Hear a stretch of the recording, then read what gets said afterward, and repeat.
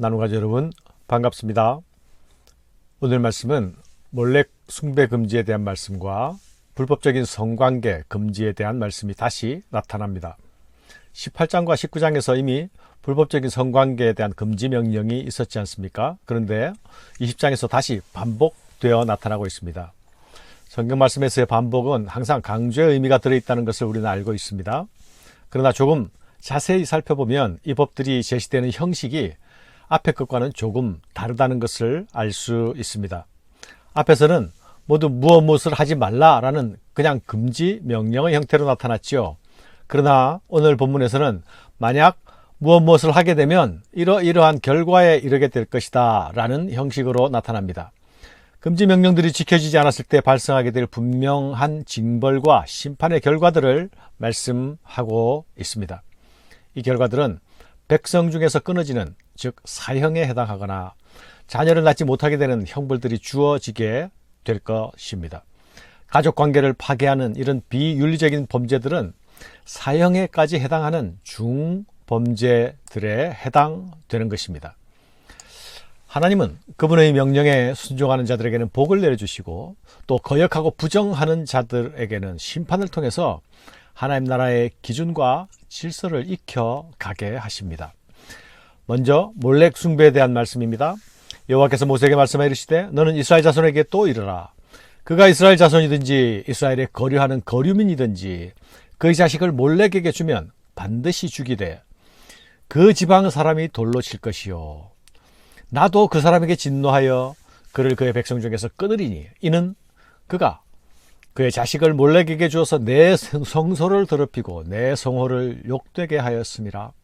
그가 그의 자식을 몰렉에게 주는 것을 그 지방 사람이 못 본 채 하고 그를 죽이지 아니하면 내가 그 사람과 그의 권속에게 진노하여 그와 그를 본받아 몰렉을 음란하게 섬기는 모든 사람을 그의 백성 중에서 끊으리라.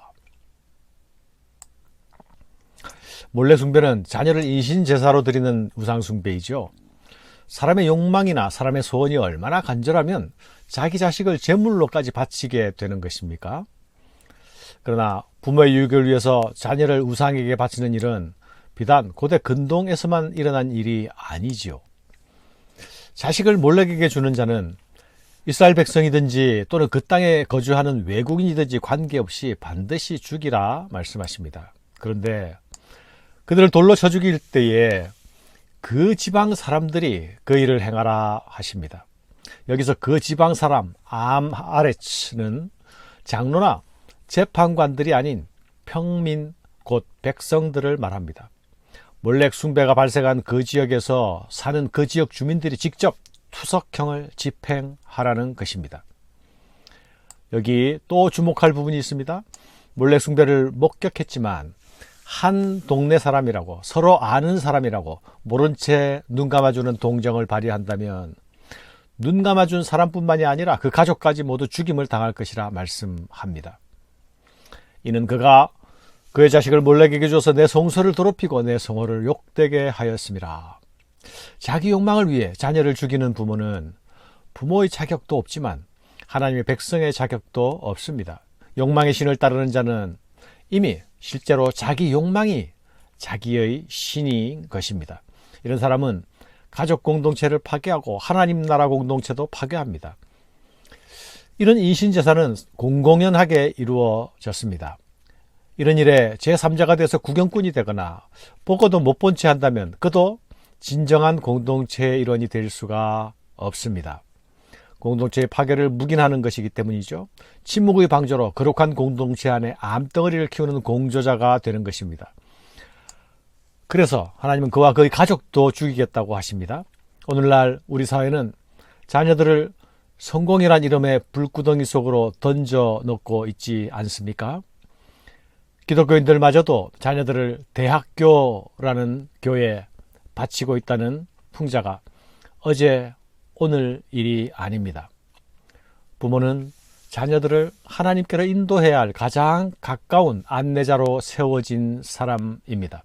자녀를 내 소유로 생각하는 것, 그것, 또 내 욕망의 실현 도구로 삼는 것, 모두 내가 누구인지 잊어버릴 때에 나타나는 무섭고 오싹한 모습임을 기억해야 하겠습니다. 9절 이하에서는 가족과 성에 대한 죄가 나타나는데요. 부모 저주에 대한 죄와 가족관계 안에서의 불법적인 성관계에 대한 말씀이 나타납니다. 이들은 모두 가족의 단일성을 위협하는 범죄들입니다. 만일 누구든지 자기 아버지나 어머니를 저주하는 자는 반드시 죽일지니 그가 자기의 아버지나 어머니를 저주하였은즉 그의 피가 자기에게로 돌아가리라. 부모를 저주하는 것은 네 부모를 공경하라는 십계명의 말씀을 정면으로 충돌하는 악행이 아닙니까? 이는 죽임당해야 하는 중범죄에 해당합니다. 여기서 저주하다라는 의미는 어쩌다 일어난 우발적인 분노의 말을 넘어서는 행위입니다.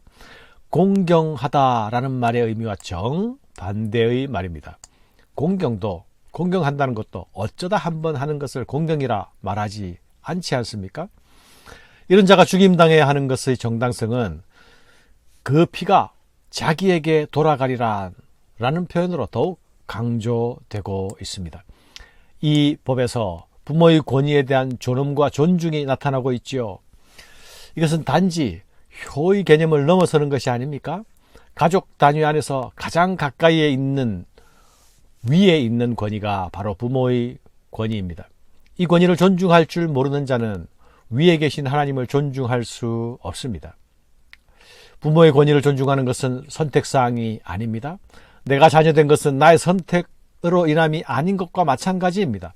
하나님의 자녀가 되고 하나님 나라 백성이 되는 일은 나보다 먼저 있고 나보다 위에 있는 권위와 질서에 대한 존중의 태도를 가지는 것이 필수적입니다. 이것이 가장 먼저 교육되고 실천되어야 하는 것이 가정이요. 가정에서의 부모와 자녀의 관계임을 기억해야 하겠습니다. 하나님이 주신 성은 질서 가운데 사용될 때에 귀한 선물이 됩니다. 질서를 벗어나 사용되는 성은 선물이 아니라 파괴적인 성이 됩니다. 이웃의 아내나 어머니와 계모, 며느리, 동성애와 친족혼, 그리고 수간에 이르기까지 모든 불법적인 성관계에 대하여 죽임을 당해야 하는 심각한 범죄로 다룹니다. 성적 범죄는요, 몸으로 저지르는 죄이면서 동시에 은밀한 범죄입니다. 하나님은 우리 몸을 거룩을 요구하십니다. 우리 성도의 거룩을 원하시는 것이죠.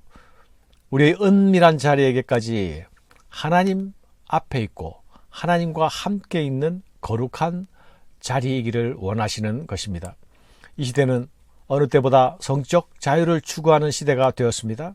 우리는 그런 시대의 흐름 속에 이미 서 있습니다. 그러나 통제 없는 성, 무질서한 성적 자유가 있었던 곳에는 행복 대신에 항상 파멸이 따라왔던 것이 역사의 교훈이기도 합니다. 성적 욕망이 절제력을 잃게 되면 가장 약한 자를 먼저 가장 고통스럽게 만듭니다. 파괴적이고 공격적인 성이 되는 것입니다. 이런 사람들은 가족과 공동체를 파괴하게 됩니다. 그래서 이 범죄는 반드시 죽여야 하는 악한 범죄가 되는 것입니다. 세상은 이미 이런 부분에서 충분히 경계의 대상이 되었습니다. 교회가 건전한 성 문화와 건강한 가족 관계의 모델을 보여주는 곳이 되어야 하겠습니다. 사랑하는 여러분, 우리 하나님은 우리의 잠자리에도 관심을 가지시는 하나님이란 사실을 기억합시다. 우리 하나님은 우리의 잠자리에서도 거룩을 기대하시는 하나님이시라는 사실을 기억하십시다. 감사합니다.